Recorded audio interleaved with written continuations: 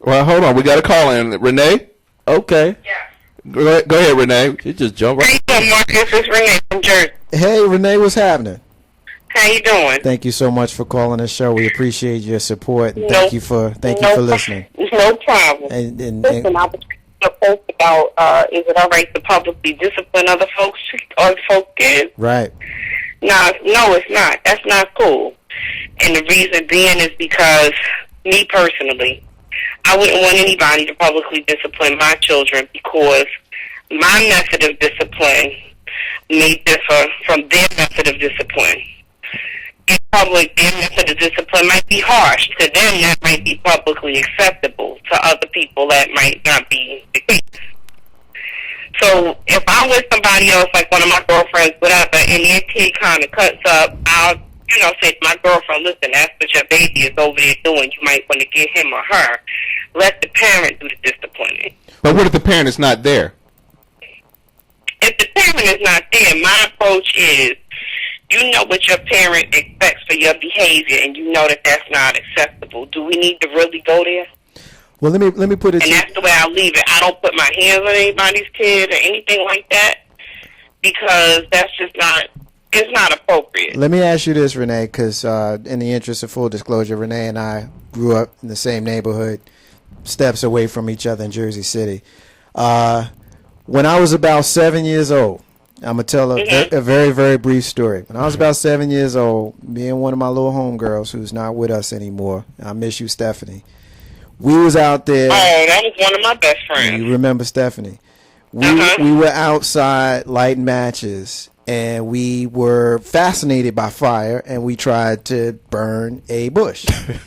And it was one of it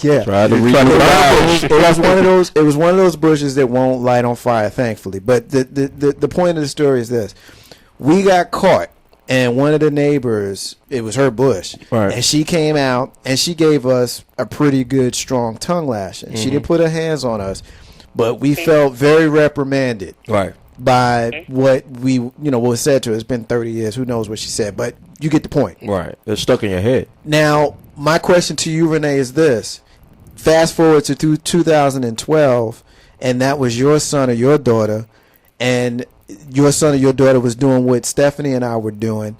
Would it have been appropriate, assuming it wasn't her property? Let's just say she happened to be a neighbor who saw it.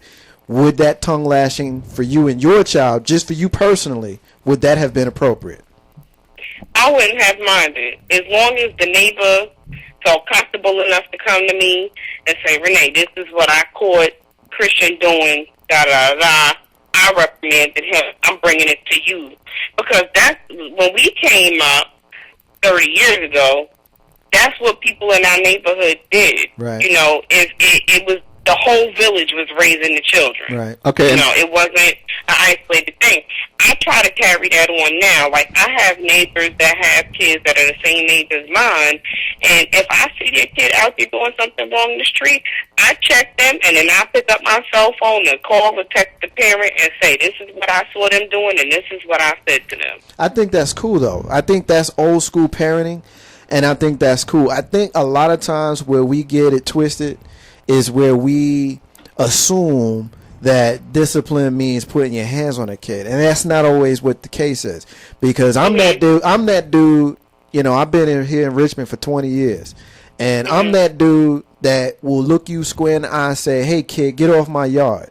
I'm that kid. I'm that guy. Mr. Wilson from Dennis to Menace. I'm Mr. Wilson from Dennis to Menace, but I'm also Mr. Rogers because I also go out there and I'll throw the football with him. I also shoot the basketball with him. So I do have a bit of that rapport, but I think it's a matter of how you approach the child.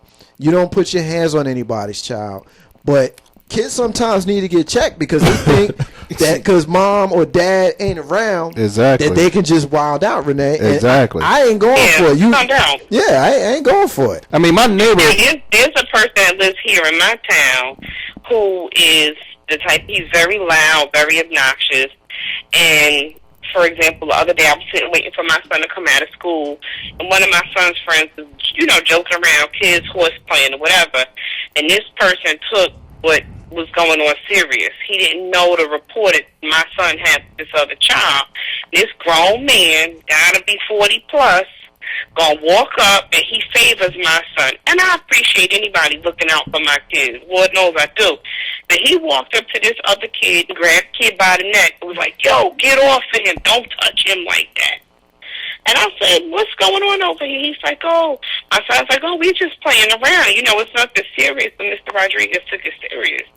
I was like, dude, you need to really relax. Yeah. Because, you know, had that child's parent been in the vicinity and saw him put his hands on them, even if in his mind he thought he might have been breaking up a fight or whatever, something that could have been dangerous, that parent would have said, yo, why are you touching my kid? What's going on here? I think that's the line. And, I'm sorry, go ahead. You know, something very small and innocent could have been completely blown out of proportion and made into a big problem. I think that's the line, though. That's the line. You don't put your hands on someone else's child, because at the end of the day, we understand that sometimes a kid needs to get checked. But at the end of the day, this is still 2012. You might get a cat popped in your ass for putting your hands on somebody's kid. So you can't do that, you know, because you never know what people walking around, you know, feeling some kind of way about how you know, may have approached their kid.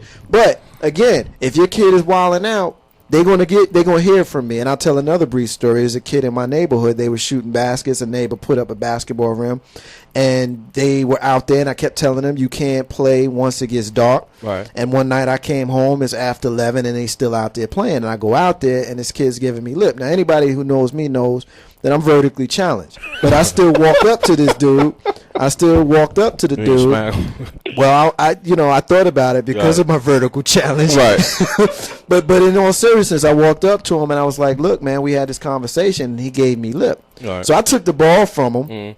And I told him, I said, if any of y'all have a problem, send your father around here, and he and I could talk about it. Right. And sometimes that's the tack that you have to take. You have to stand firm, especially when the child is being disrespectful. And that's a lot of times older children. Renee, thank you so much for calling. Thank you so much for the support. I know you got something going on. You want to share it? Oh, yeah. I just, I'm DJing. I have a Facebook page, DJ Renee Melendez, primarily, spinning house music. I'm spinning at the Light Rail Cafe, doing Soulful Saturdays, second and fourth Saturdays of the month. And if anybody's having birthday parties there. So, check the sister out. There's mixes available online, so hit me up. And if you need to find any information on Renee, hit the Ain't No Half Steppin' with Marcus J fan page, and you can certainly find her there. I'll make sure that she gets it. Renee, again, thank you for your support, and no problem, we appreciate the call. Have a good night, sis. You too. All right. Bye-bye. I want to piggyback on some of what she said, Jay Grizzy in the building. I'm like you, Marcus. When I come home and I pull up in my driveway, the kids in the neighborhood know. It's almost like I'm the what's the on Different Strokes. Oh, the gooch. I'm the gooch. I'm Debo on the bicycle. When they see my car pull up, they scatter like roaches from congregating in front of my doorstep. I tell my kids, because my kids have the routine of when they come home, schoolwork's got to get done first. I don't care if it take you till bath time to finish your homework. You're not going outside until Dad gets home and looks at that work. But the other kids in the neighborhood, either they always claim they did their homework at school. I don't even buy that, because I ask them, how you outside at 4:30, 5 o'clock in the afternoon? I finished my homework, blah, blah, blah. I don't care if you finish your homework or not. Don't come around my doorstep all up on the little grass plot that I got in front of my house. Just congregate. I don't want that. And so I made it known. I said, and I do like you, hey, if your parents, and I know your parents, if your parents have a problem with me, because I've had to yell, get away from the front of my house making all that noise with a basketball or a football or whatever sport you got a big field, a big park over that. You got neighbors, and you have to learn how to respect your neighbors.